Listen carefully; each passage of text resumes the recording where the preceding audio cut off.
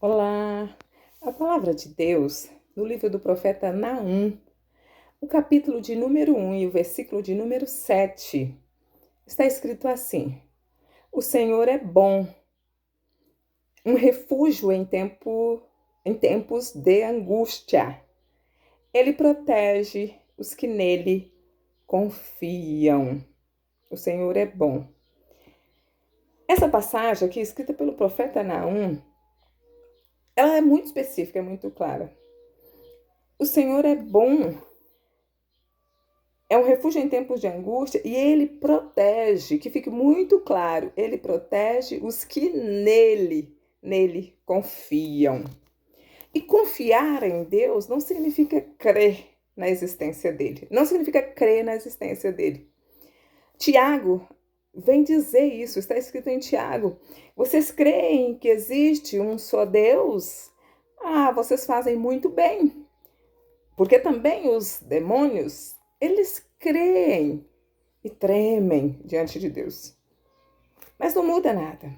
Quando a palavra do Senhor fala que o Senhor cuida, protege os que nele confiam, o Senhor trabalha para os que nele confiam, está falando daquele que confia totalmente, que se rendeu totalmente a ele, que colocou a vida nas mãos dele, que entregou a vida para ser direcionada e regida por ele. Então, confiar em Deus não é acreditar que ele existe, mas é entregar a sua vida totalmente nas mãos dele, à dispensação dele, no querer dele, na vontade dele, na direção dele.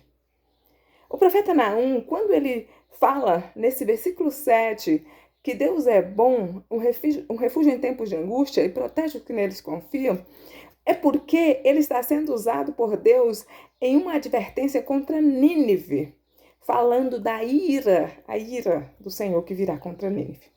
Nós conhecemos esse Deus misericordioso e bondoso que ele é, um Deus que é tardio em irar.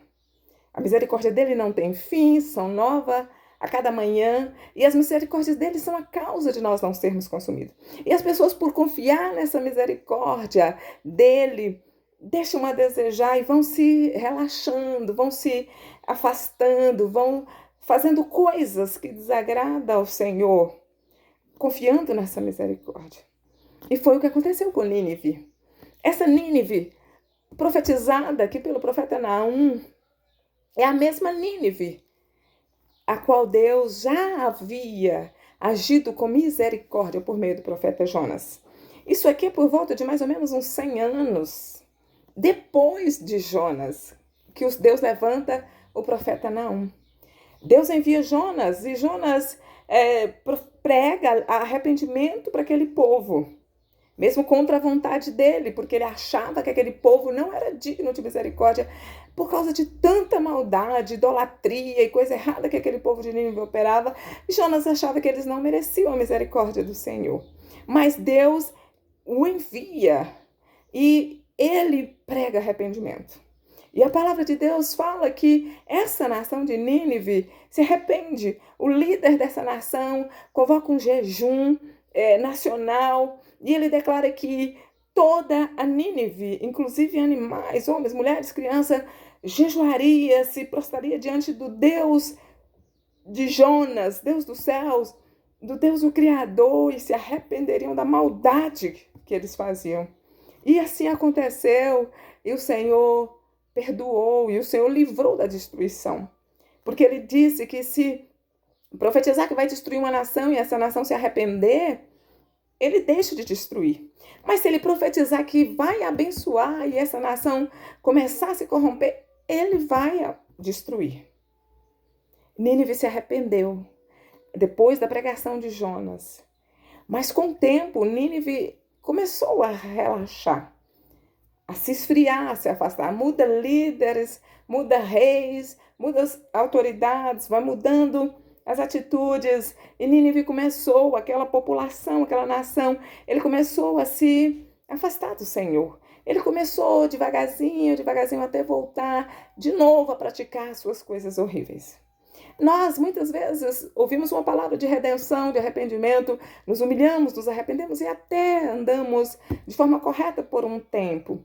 Mas com o tempo, vamos esfriando, o amor vai se esfriando, a fé vai se esfriando e nós vamos afastando do Senhor. E daqui a pouco, quando menos esperamos, já estamos lá, novamente praticando todas as coisas horríveis que praticávamos antes. E foi o que aconteceu com essa nação de Nínive. E depois de muitos anos, eles voltam a fazer tudo o que fazia. E agora Deus levanta o profeta Naum. Eu creio que Jonas talvez nem esteja mais vivo nesse tempo, porque já é muito tempo depois, 100 anos ali. Eu creio que Jonas não existe mais. A Bíblia não dá detalhes, mas com certeza, é bem provável que não. Mas Deus, ele levanta outro. E agora ele levanta o profeta Naum, que fala que é uma advertência, no capítulo 1, no primeiro versículo, advertência contra Nínive, livro da visão de Naum, de Elcós, ou Naum, o Elcocita. E a palavra do Senhor vem dizer que a ira do Senhor contra Nínive. Quando Deus levanta Jonas, é a misericórdia do Senhor para com Nínive. Agora Deus levanta Naum, a ira do Senhor contra Nínive. Está escrito aqui na palavra dele. E aí o Senhor diz que ele é um Deus zeloso. O versículo 2 é um Deus zeloso e vingador. O Senhor é vingador. O seu furor é terrível. O Senhor executa vingança contra os seus adversários e manifesta o seu furor contra os seus inimigos.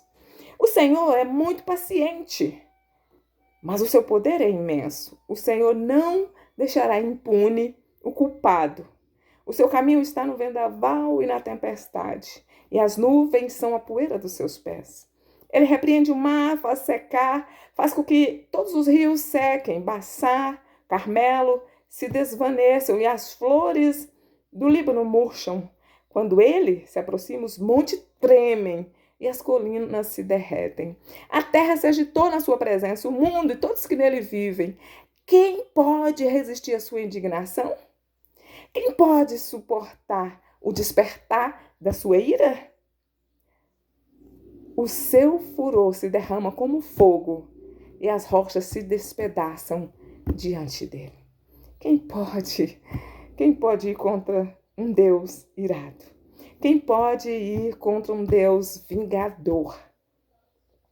Aqui diz que até os montes tremem e as colinas derretem diante dele. A terra se agita na presença dele. Quem pode resistir à indignação? Quem pode suportar o despertar da ira de Deus? O furor dele derrama como fogo e as rochas se despedaçam diante dele. Se as rochas, terra, colinas, montanhas, quanto mais um homem, um ser humano, pobre, falido e miserável. As pessoas fazem o mal, as pessoas vão aprontando, vão fazendo, e acham que tudo bem, mas Deus é bom, Deus é misericordioso. Tem aqueles hoje que, conhecendo a palavra do Senhor, mas agora nós estamos no tempo da graça. Nínive não estava no tempo da graça. Ananias e Safira estavam no tempo da graça. Porque já era Atos dos Apóstolos, Jesus já havia morrido na cruz, Jesus já havia derramado o sangue dele para a remissão de nossos pecados, o véu do templo já havia se rasgado e a graça abundante já tinha sido derramada sobre nós. E Jesus volta para o céu, para sentar do lado direito de Deus, e estamos no tempo da graça. Mas nem por isso Ananias e Safira ficaram impunes. Não, simplesmente porque na graça. E aí, os ninivitas, depois da misericórdia do Senhor, através da pregação do profeta Jonas, arrependimento, misericórdia, redenção, eles relaxam, começam a fazer tudo de novo. E passa muito tempo, Deus dando chance, dando oportunidade, dando tempo para aquele povo se arrepender, para aquele povo se consertar, voltar à obediência. Assim é você, assim é a nossa nação, é o nosso país. Líderes, homens, tanto homens, líderes eclesiásticos, pastores, bispos, apóstolos, homens que se intitulam de vários nomes, mas também políticos, de várias áreas, de várias esferas, homens poderosos, seja judiciário, seja legislativo, seja executivo, não importa que tipo de homem. O Senhor vai dando tempo, o Senhor vai dando tempo, por causa da misericórdia, para que haja um conserto, que haja mudança, que haja arrependimento, mas não querem, E aí, Deus se levanta agora. Mas não como se levantou por meio do profeta Jonas, mas como se levantou por meio do profeta Naum. E ele levanta agora com ira, com ira. E aqui a palavra do Senhor fala que ele é vingador e o furor dele é terrível, é terrível. Horrenda coisa é cair nas mãos do Deus vivo. Quem pode te livrar?